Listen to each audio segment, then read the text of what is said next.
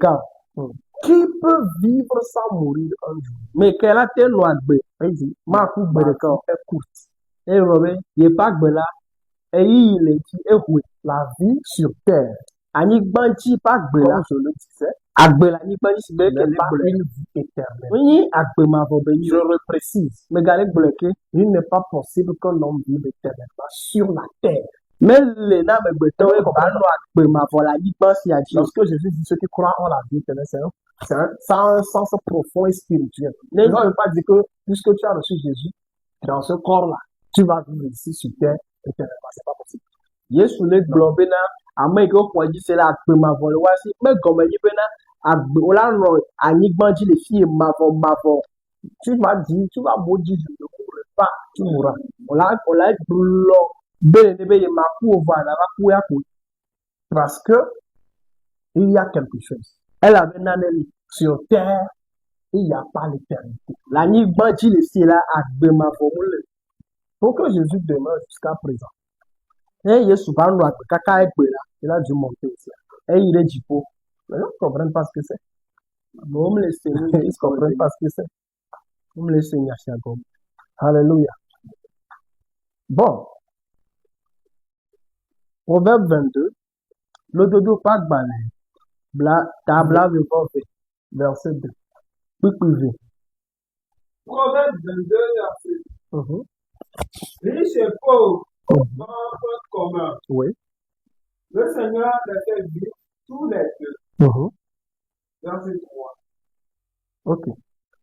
Riche et pauvre. Tito, Bakle, Amekeda ont une chose en commun. Nane, le wasi, Kenyin, le cas, le Seigneur les fait vivre tous les deux. C'est ça? Ma unanabo la ni ola pe la ni banji wa me wa pa ensuite qu'est-ce qui va se passer? Il meurt. Et me gbe la wa. Donc ça dit c'est le Seigneur qui fait vivre aussi le fond. Et quand il bena ma unana be ameda hela la pe la pauvre dans sa pauvreté le Seigneur le fait vivre. Ameda he le pe aheda damela ma unana be la pe dans sa richesse aussi c'est le Seigneur qui le fait.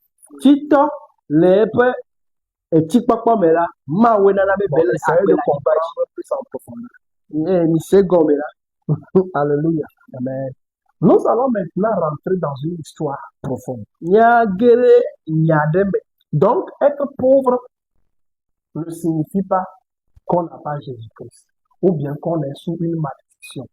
Ce n'est pas forcément ça. Être riche aussi ne signifie absolument pas qu'on est en bon terme avec Dieu et que Dieu nous aime et que Dieu va nous chérir à la fin des temps, que c'est la preuve que nous avançons avec Dieu. Non. Ego yibena ne odahe la mo go yibena ame ade na be odahe mo go yibena o pofido yo. Ene ke ne poti la mo go yibena mawu be yayira le tio alo yakuma o do me ale fere et que tout va bien maintenant. Non. Et Dieu veut que son peuple le sache. Ma le dit bena ebe du ko wa nye pour qu'il y ait une correction de mentalité. Bena tame susu wa trop Paul l'a dit, nous voulons changer la façon de penser des gens. Apôtre Paul le dit bena ni le dit bena bien trop leke amegbeto le susu nundo et renverser ces fausses doctrines qui s'élèvent contre la connaissance même de Dieu. Et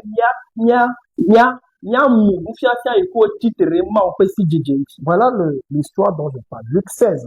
Luc Apak Baleta, 8 à 10. Luc 16, verset 9 à 31. Luc Apak Baleta, 8 à 10. So, Boupui, Acheke Ide, Black Tovo de Keji. Luc 16, le verset 9 au verset 31. Jésus a dit. Et moi, je vous dis, faites-vous des amis avec l'argent trompeur. Ainsi, quand l'argent n'existera plus. Hein? Relis cette phrase-là. Et moi, je vous dis, faites-vous des amis avec l'argent trompeur. Oui. Ainsi, quand l'argent n'existera plus. Répète à partir de ainsi là. Ainsi, quand l'argent n'existera plus. Ouais. Est-ce que vous comprenez? Ainsi, quand l'argent n'existera plus. Est-ce que vous voyez? Et il y a un verset dans la Bible où Dieu dit par l'un de ses prophètes, l'or et l'argent m'appartiennent.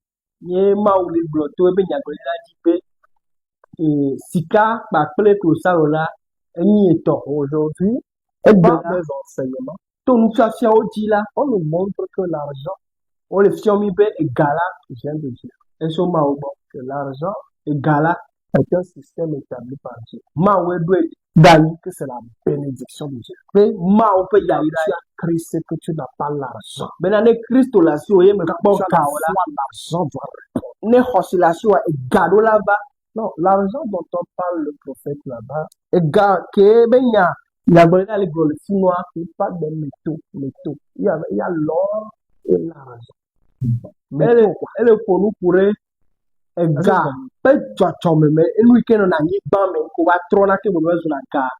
Est-ce que vous voyez? Parce que c'est Dieu qui nourrissait Israël. Ce n'est pas leur moyen d'échange.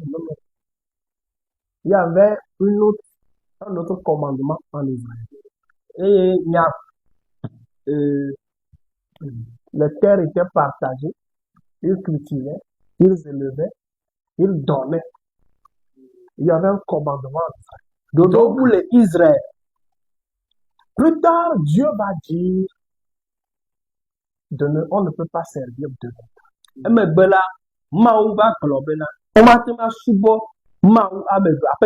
Jésus va dire soit l'on servira l'un et haïra l'autre. Vous ne pouvez servir Dieu et maman.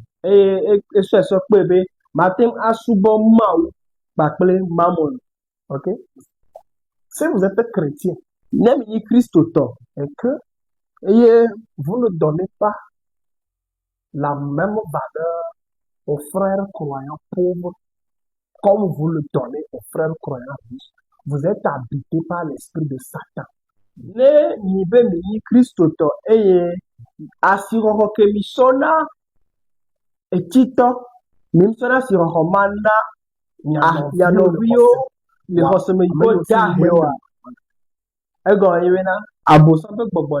Je ne dis pas de mots en quand le frère riche, le frère chrétien riche arrive chez vous à la maison, vous êtes enthousiaste. Qu'est-ce qu'on va lui préparer? Dans quelle assiette on va lui servir? Vous le recevez très bien avec douceur. Mais quand le frère pauvre vient, quand vous écoutez qu'il vient, mais vous ne pensez pas ce que vous allez lui préparer. Comment vous allez le recevoir?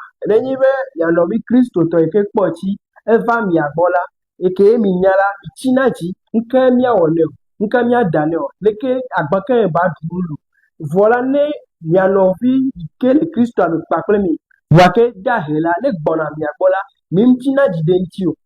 même dans l'église, les frères riches marchent avec les frères riches. Et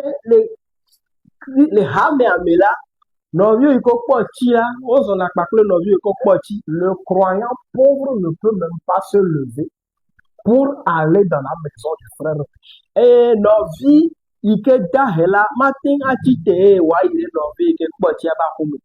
Si vous faites une différence entre le croyant pauvre et le croyant riche, c'est que vous êtes un démon. Vous êtes habité par maman.